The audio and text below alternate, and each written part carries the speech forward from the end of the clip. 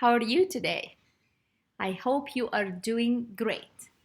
It's a beautiful, beautiful day today. Now, what are the three things that you are grateful for? I am grateful for, let's see. I'm grateful for the vegetables. The vegetables have a lot of vitamins, natural vitamins that can help me stay strong and healthy. And I am grateful for the full moon. I love the sun. The sun is and will forever be my first love. But there is something really magical about the full moon. So I really love the full moon. I don't always have the chance to find the right spot where I can sit or stand and just look out the window or at the sky and see the full moon with no interruptions. And when I say interruptions, I mean the street light. When I like to see the full moon, I like to see the full moon illuminating the world. Just the light of the moon illuminating the world, not any street lights.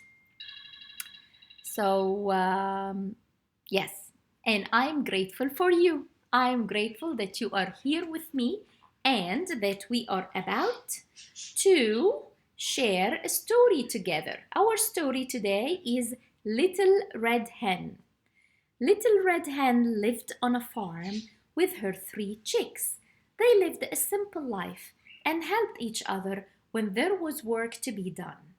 On the farm, there also lived a dog, a cat, a mouse, and a horse. They were all happy together, but when the time came to do the chores, the other animals never seemed to lend a hand. One spring day, Little Red Hen found some seeds and put them in a pail. She went to the field to plant them. When she got there, Little Red Hen found the dog in his doghouse. He was sleeping. "Who will help me plant these seeds?" asked Little Red Hen.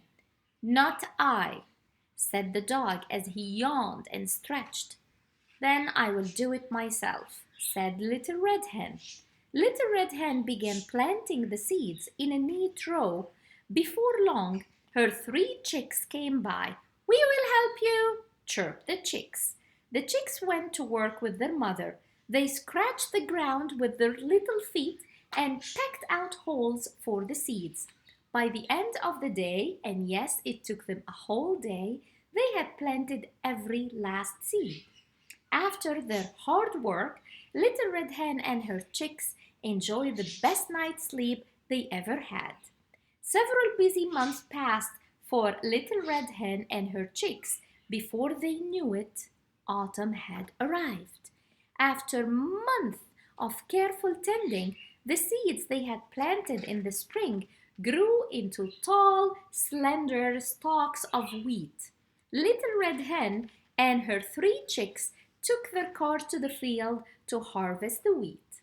When they got there, Little Red Hen and her chicks found the cat in the field. The cat was licking her paws. "Who will help me harvest all this wheat?"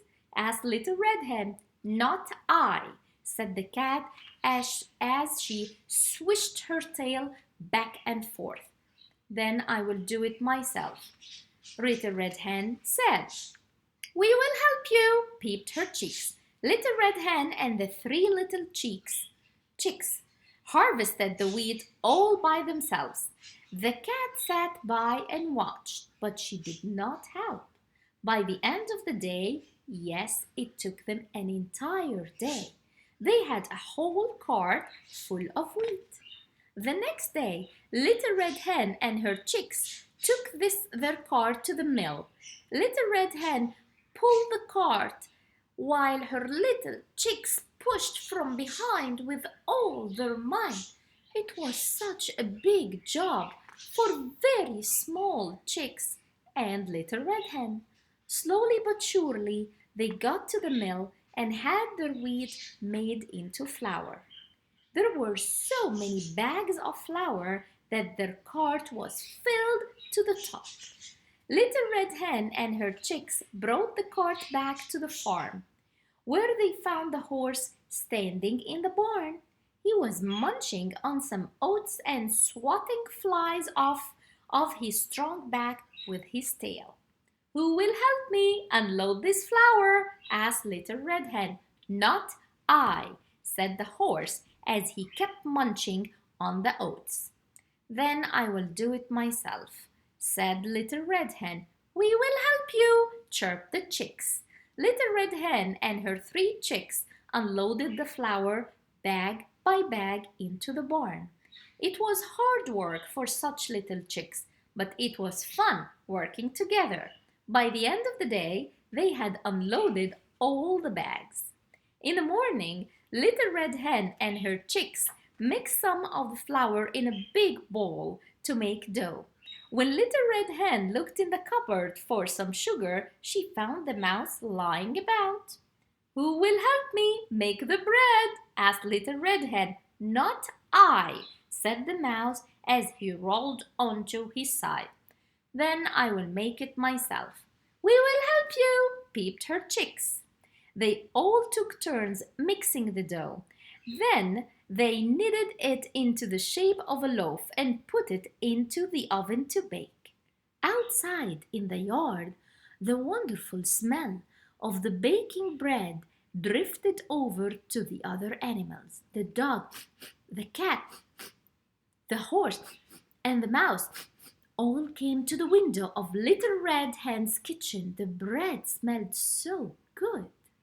When the bread was baked, Little Red Hen took it out of the oven and put it on the table. It looked as delicious as it smelled. "Who will help me eat this bread?" asked Little Red Hen. "We will," said the dog, the cat, the horse, and the mouse.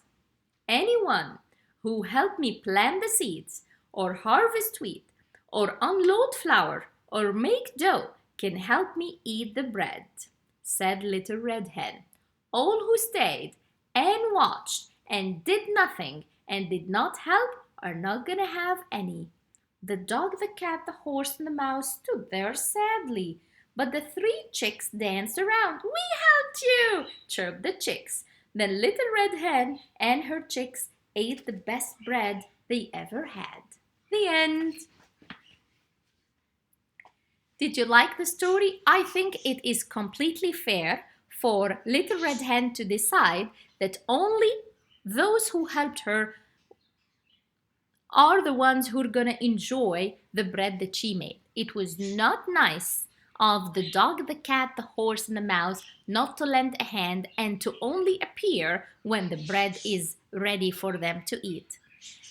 I really love the fact that even though it was a really big job to plant the seeds and to harvest the wheat and to take it all the way to the mill and to load the cart and unload the cart and make the dough and mix the dough, even though it was such a big job, that Little Red Hen and her chicks never felt that the job is too big for them to finish.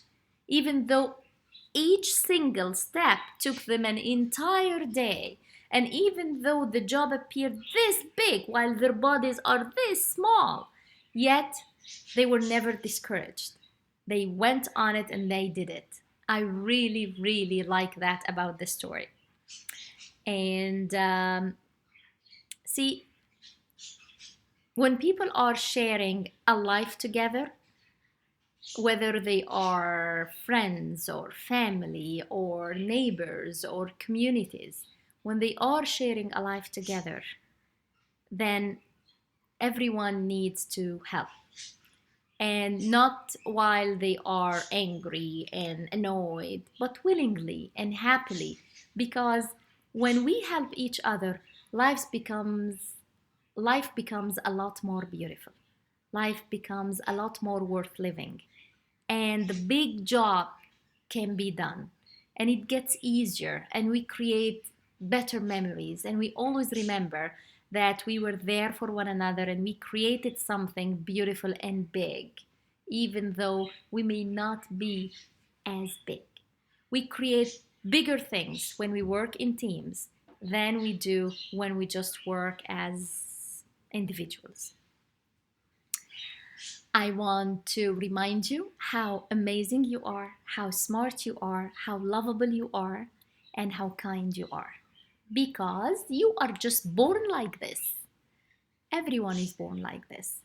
Some people just forget and others don't. So I don't want you to forget how amazing, kind, lovable, smart you are. You can do anything you want to do in your life, and you can be anyone you wish to be in your life. And I love you, I love you, I love you. Now it's time for our sing-along. One big circle, we're all holding hands, all the kids in the world, and we are chanting for our love. Let your love